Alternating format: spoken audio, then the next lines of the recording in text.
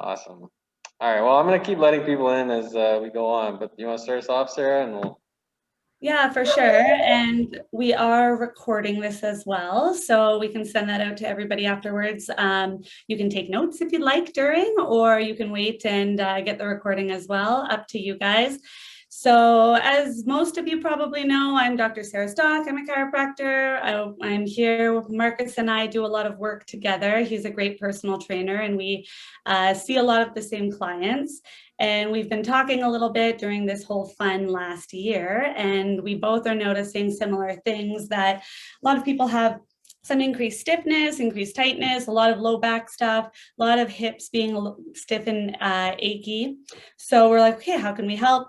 There are lots of really nice, easy exercises that you can do at home. Lots of them are very easy. Many of them you can do at your desk. So we thought we would show you a few of them, and hopefully that can help you all out at home. I imagine most of you are at home and not in the office, but if you're in the office, it works there as well.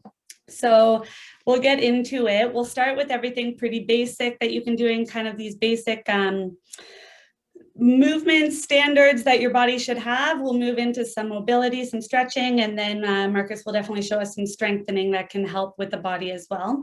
So the way I want to start first, I want all of you, if you don't mind, to put a hand on your chest and a hand on your stomach and just take some deep breaths. Let's all take 5 deep breaths.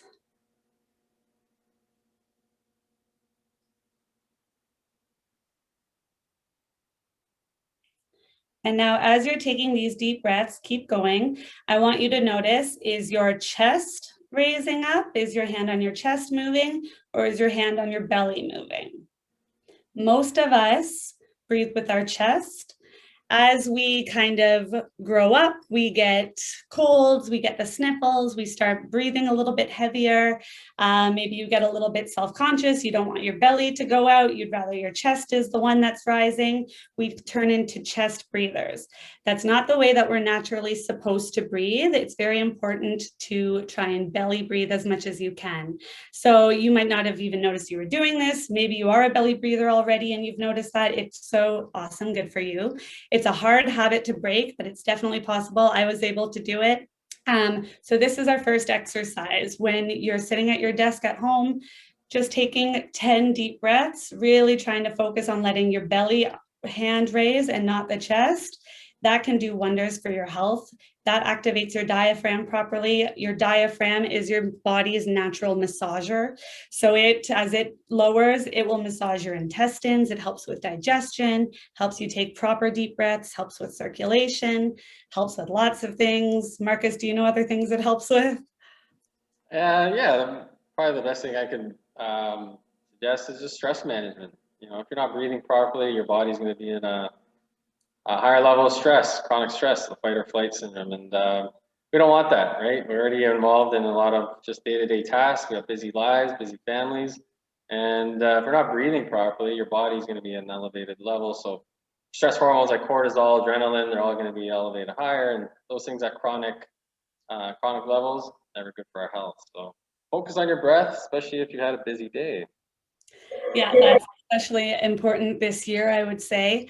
So as an exercise, doing that 10 times, if you're able to, once an hour while you're sitting at your desk, just take a little bit of a breather and go for 10 deep belly breaths. That you might notice as you improve with, you're going to have less neck pain because all of your accessory breathing muscles up in your chest and neck won't be firing as much. You'll have less headaches. You'll have better rib and back mobility as well. You might get less of that like chronic pinching hip pain. So that one's huge. It's something I talk about with a lot of clients, and most people are really surprised that they've been breathing wrong their whole lives. Sarah, I'm going to take over. I'm just going to go to my exercise that actually has to do with breathing as well. So everybody probably has a lacrosse ball or tennis ball at home. We're talking about breathing right now, and there's something that not many people know is that if your feet are compacted, the joints and bones in our feet from wearing shoes, tight footwear, it affects our entire kinetic chain, all the muscles and joints up to our neck. And sorry, Charles, do you mind muting yourself? Sorry? Oh, sorry. Thanks. No problem. Back to feet. if what we want to do is basically release the joints and muscles in the bottom of our feet. So if you have a cross ball or any type of like something you roll your foot out on, what that can do is help release those tissues, which actually can impair your breathing. And the reason how is if our feet are compacted, the big toe changes alignment. So it starts turning in towards the midline of the foot. Once that happens, it's a kind of a chain reaction. The arch of the foot will collapse. In turn, the ankle above that will collapse. The knee will turn in, the hip will drop back, and our posture will actually change positioning, compressing our diaphragm, which is our main organ for breathing and taking those deep breaths that Sarah's talking about. So if you want to breathe better, you want a better posture, get out a ball, roll out for about 60 seconds each day, and start working on your feet. Yeah, the whole body connected. That's what that shows. It's all connected. The next one on my list was going back to basics, proper jaw resting position. So I've been seeing a lot of jaw pain, TMJ pain this year. At first, I thought it had to do a little bit with maybe wearing masks and talking differently. I think it's more tension and stress related the more I've seen it. And same thing, a lot of people don't know how their jaws should be properly resting. So I want you all to close your mouths right now, take some of those nice deep breaths. And as you're breathing there, I want you to notice, is your tongue on the roof of your mouth or is your tongue on the bottom of your mouth? A lot of people, same thing, are resting their tongue improperly. That we can get into another time can lead to very many problems with airway, TMJ, neck, causing headaches, causing snoring, causing sleep apnea. The proper place that your tongue should be is on the roof of your mouth, right behind your front teeth. So the ideal way to relax your mouth, you want your lips closed. You want to be breathing gently through your nose, but you want your teeth apart. Your teeth should not be clenched, and your tongue at the roof of your mouth right behind your front teeth. So that's a nice way to remember. If you catch yourself, I recommend sometimes people set an alarm every 20 minutes on their phone just to go off. That could be your reminder, like, how am I sitting? How's my tongue? If your tongue is low in your mouth, on the bottom of your mouth, can create a lot of headaches, a lot of jaw problems, and it basically tightens up the muscles that do a lot of the clenching, and having the tongue right on the roof of the mouth will help facilitate more relaxing into the face and those jaw muscles. Would you say that's like somebody, like why would that happen? Like why would this tongue be resting somewhere else? Same thing, sometimes histories of having colds, history of not being able to breathe properly. So you need to make changes in your own airway in order to facilitate breathing. So it's like a habit thing that develops over time. You're trying to open your airway, so your mouth is opening up a little bit more, your tongue is being pushed down, but it's a bit of a vicious cycle that then it leads to tension in the wrong muscles, and it can increase how much you're clenching, it can increase grinding in your teeth as well. So the first step is noticing that you're doing it, and then correcting it would be helpful. Okay, awesome.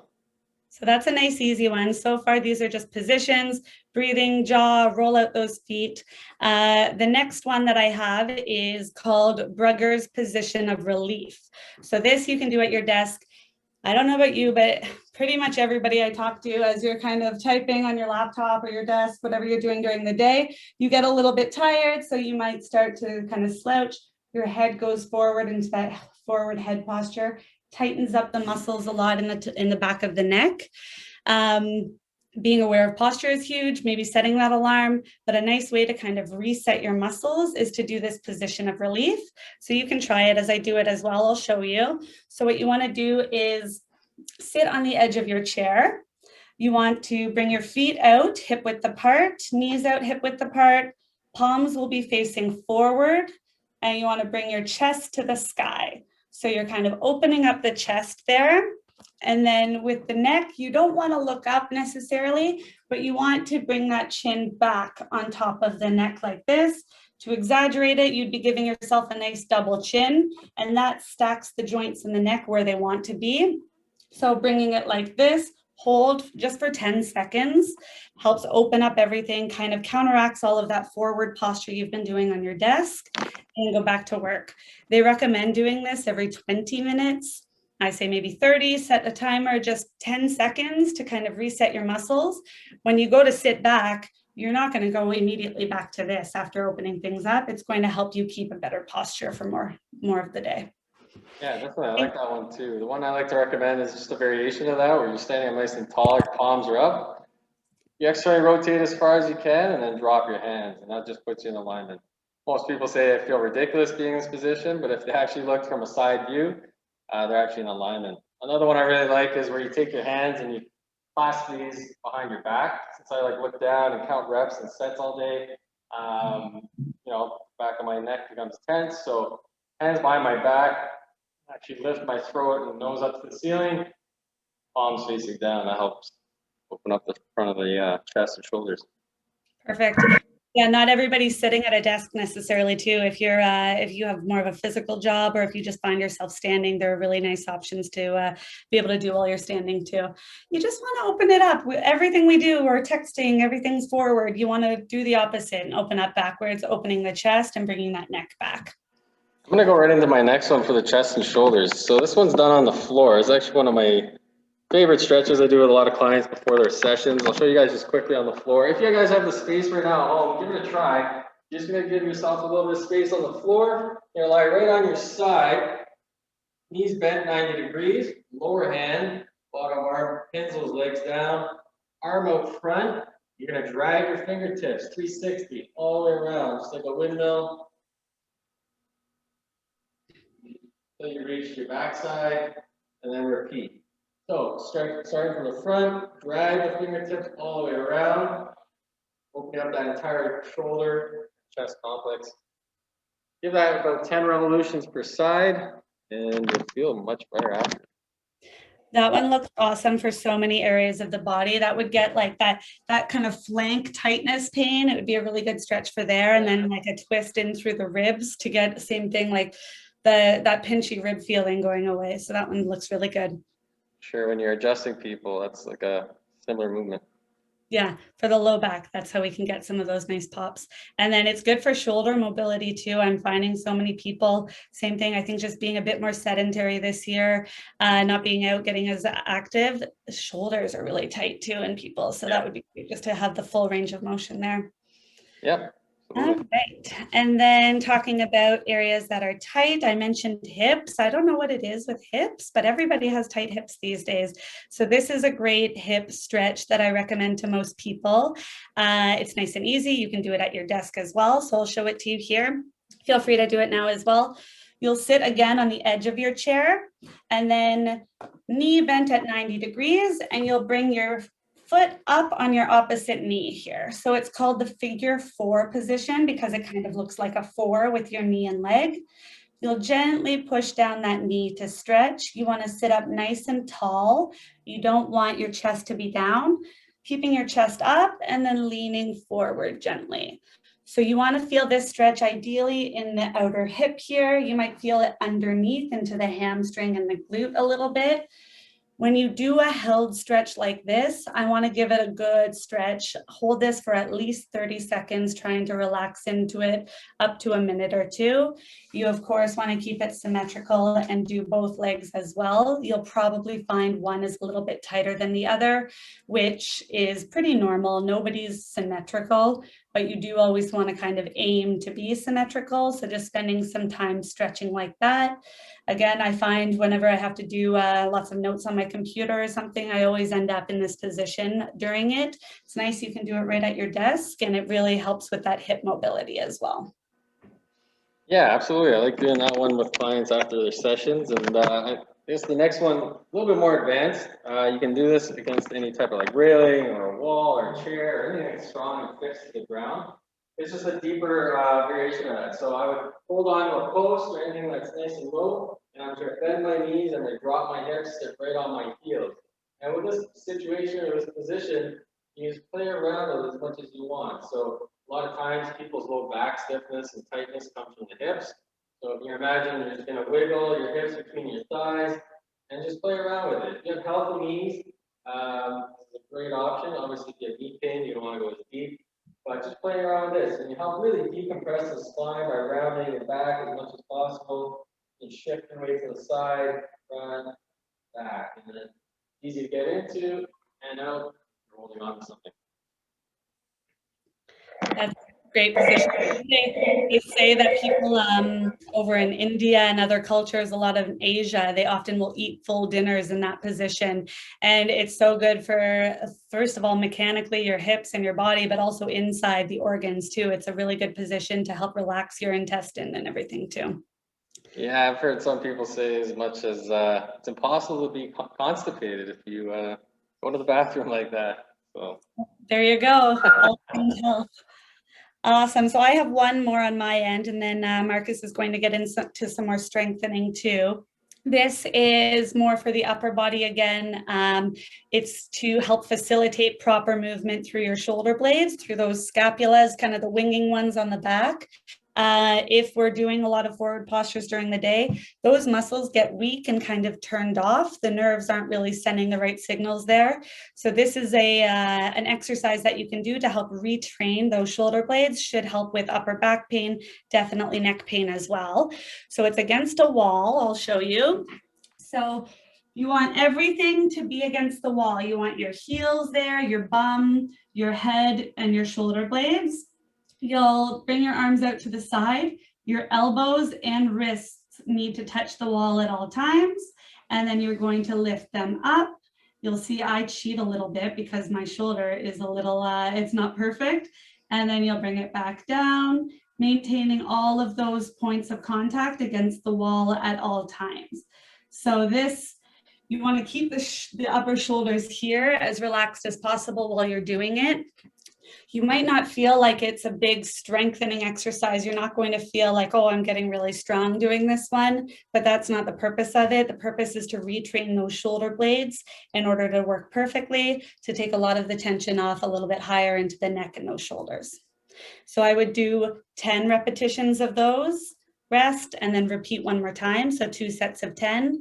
And if you could do that, I would say twice a day to start, that would be great. And then once you've done that for a while, just doing it once a day, just 2 sets of 10 would be a great way to keep mobility up there.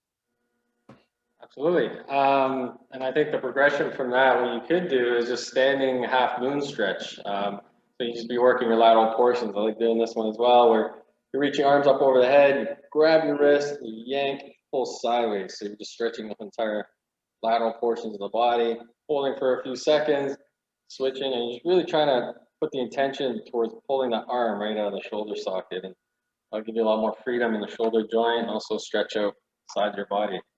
Yeah, that one's really good. And it gets like your lats and all those muscles that often will tighten up from being on your desk or on your computer. Yeah. It's a really nice side. Well, we have everybody on the call. Let's just quickly, where you're sitting or standing, just stand up, grab that wrist, stand up nice and tall. Might as well jump in, pull, really pull as hard as you can. If you're standing, contract your thighs, so you got to get this foundation. Pull one more time, and then let's go to the other side. Stand up nice and tall, pull, push your hip out to the side, pull that arm out. You need to twist your chest upwards a little, pull one more time, come back to the middle, arm down. Awesome. All right, so a lot of people complain about back pain, weak back, weak core. These next 2 exercises are really good, really great for improving a foundation for your core strength. So these will be done on the floor. The first one is called a bird dog. Really basic. You're going to start from a 4-point stance, quadruped position. And all you're going to do is you're going to extend one arm and one leg up in the air. You're going to hold for 5 to 10 seconds, holding. Now the idea behind this is as soon as one of my limbs starts to lift up, the other 3 points have to be made up to the core. So if I extend up, I'm going to hold. My deep inner core, my low back, everything's working really hard to stabilize. And then the next repetition, you follow it up with the opposite. One arm up, opposite leg, holding for 5 to 10 seconds, and then alternating. And the goal here is to really look for hip core stability. As I'm raising, I'm not twisting or falling over. If I had a water bottle, I'd place that on my low back, making sure it wouldn't roll off. It's a good way to test your core stability. I would do 5 to 10 repetitions of that, holding for 5 seconds at the top. One of the most highly recommended exercises usually prescribed by physiotherapists. The next one is a really simple side plank. So really good for core activation as well, probably one of the best ones.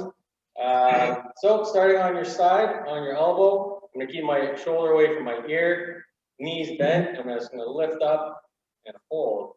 You can start off with 10 to 20-second holds for 3 rounds on each side. If you progress to that, it's been a couple weeks and you're saying you're doing that for 2 or 3 weeks, you can challenge yourself a little bit further by lengthening the lever. So now I have my feet stacked still, hips up, and just pulling here. The same amount of time would be the goal, 10 to 20 seconds.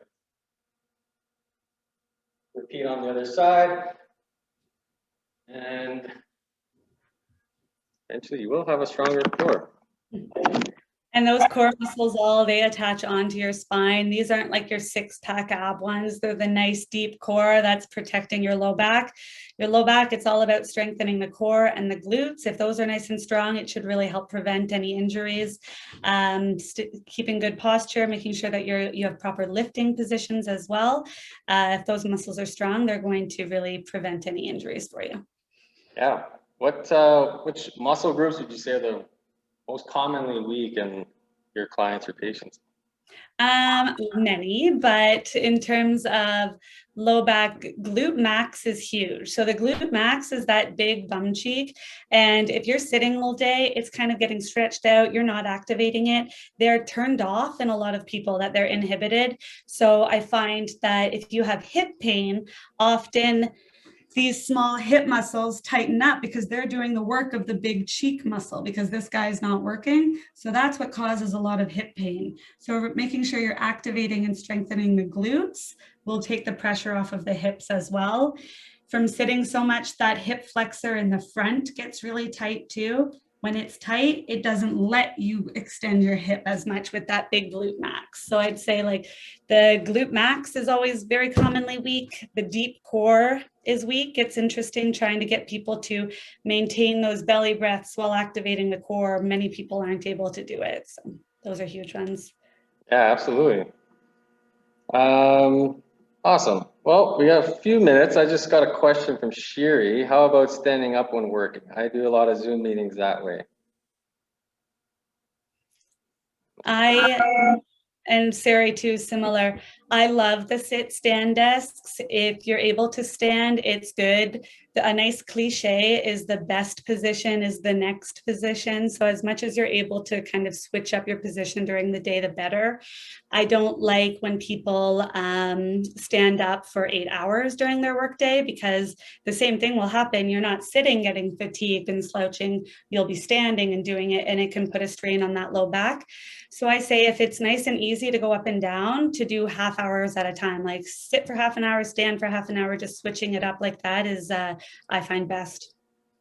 Absolutely. And that goes just for simply like walking. I find, everyone's walking a little bit more these days, and Stan Efferding out of the States, pretty well-known strength coach, and he talks a lot about health overall. He says frequency is actually more important than volume. So if you're getting up off your desk and going for a 5-minute stroll around the office or just the neighborhood, 5 to 10 minutes, 3 times a day is better than say 40 minutes 1 time a day.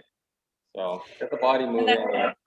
That's interesting because a lot of my clients are saying just those repetitions, like they used to get up to go to the photocopier or to get a glass of water or to go talk to a colleague at their desk. You're doing that less and less now that you're working at home likely. And so that's, I think, part of why people are stiffening up so much.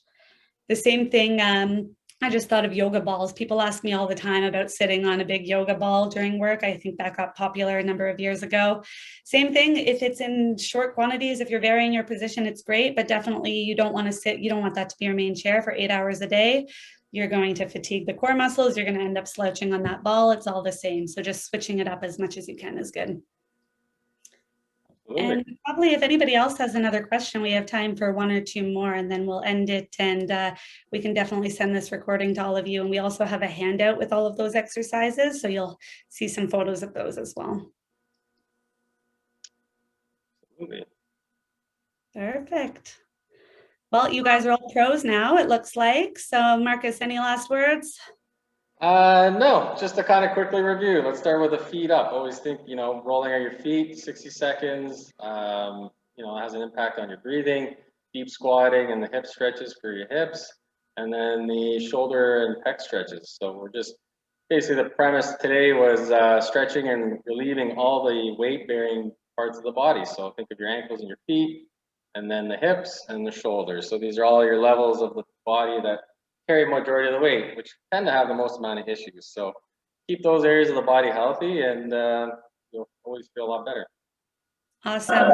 Everybody can go practice their breathing now. Go become all deep belly breathers. That will be great. And it's nice to see a lot of you who I haven't seen in a little while. I hope everybody's staying nice and safe and healthy, and we'll see you soon. Thanks for joining, everybody. Good to see you guys. Have a good day. Bye. Bye.